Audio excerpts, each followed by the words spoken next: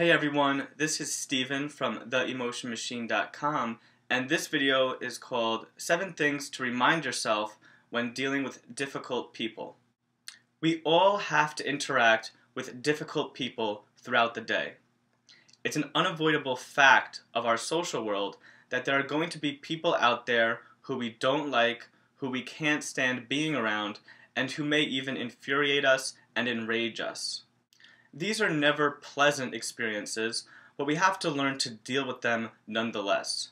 Often, these types of people can create a lot of unnecessary stress and anxiety in our lives. Their negative thoughts and emotions become contagious, and we can't help but let them spill over into our own mental state. However, with the right attitude, we can try to minimize the negative influence that difficult people can have on us. Here are important ideas to remind yourself whenever you're interacting with a difficult person. Keeping these things in mind can help you be more calm and understanding regardless of whom you're talking to. The first idea to keep in mind is everyone is fighting their own battles. Regardless of what you see on the surface, everyone is fighting their own battles and everyone experiences problems in life. It can often appear that someone has it much better than you, but we can't possibly know everything that a person is going through. We often compare other people's highlights with our behind the scenes. But many people hide their true thoughts and feelings. They show people their confident or happy sides, but they are miserable and insecure on the inside. Never underestimate how much pain someone might be going through.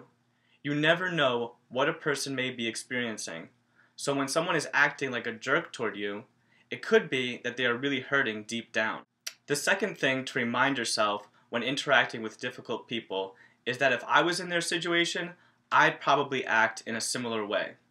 When we're around difficult people, we can often underestimate how similarly we would act if the tables were turned. As I mentioned in my article, 3 Reasons to Give People the Benefit of the Doubt, we have a tendency to underestimate situational factors and overestimate personality factors when a person makes a mistake or does something wrong. We often say to ourselves, "No way would I act like that if I were them." But the truth is, we really don't know how we would act unless we ourselves were actually put in that situation. Research shows that people can be really bad at guessing how they would act in a situation they've never experienced before, especially a situation with high emotions.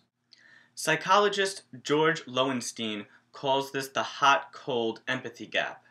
The idea is that human understanding is often state-dependent.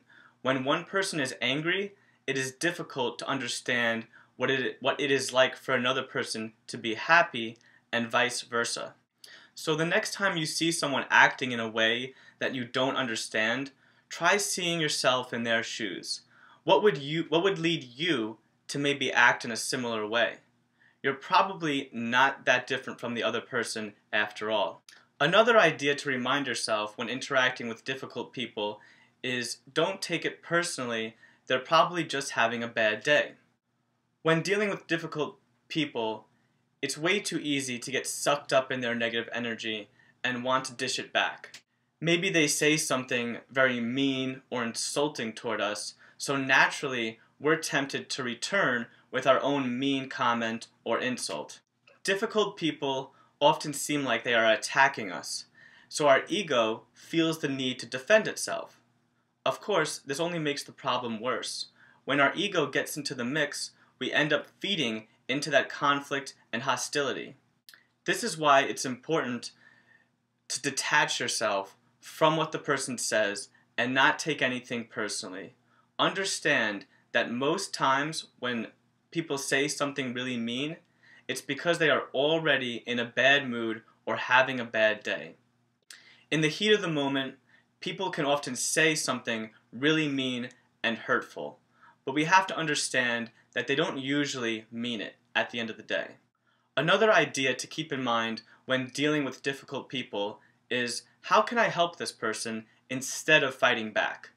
Instead of asking yourself, how can I fight back and defend myself from this person, try asking, how can I help this person? When people are in these negative and unpleasant states, oftentimes it's a weak and desperate cry for help. They just want someone to listen to them and help make their lives a little bit easier. Believe it or not, they aren't looking for enemies. They are looking for friends, even if it doesn't necessarily seem that way. You don't have to do anything huge. Even the smallest gestures of kindness can make a person more appreciative and likable. A simple question like, "How is everything going?" or "Anything I can help you with today?" can make a big difference. Just let them know that you're there for them if they ever need someone. People will be more likable if they know they have someone on their side. The next thing to remind yourself when interacting with difficult people is sometimes it's best to just leave people alone. In certain situations, people don't seem like they are interested in finding solutions. They are just interested in creating problems. Sometimes the best thing you can do is just leave difficult people alone and not reward them with your attention. You can't help someone who doesn't want to be helped.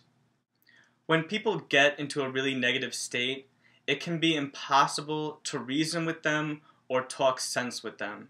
Instead, you just need to back off, give them some space, and let them calm down until they are ready to actually listen or try to solve the problem.